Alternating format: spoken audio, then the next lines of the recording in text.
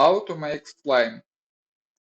To make slime, you will need 1/4 cup of white school glue, 1/4 cup of water, 1/4 cup of liquid starch or borax solution, use only one of these.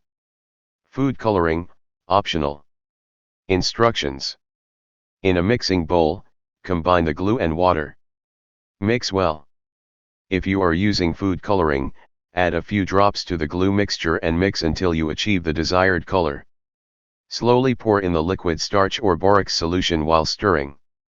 Keep stirring until the mixture starts to thicken and pull away from the sides of the bowl. Once it reaches the desired consistency, remove the slime from the bowl and knead it with your hands for a minute or two. Store the slime in an airtight container when not in use to keep it from drying out. Note: always use adult supervision when handling the borax solution or liquid starch.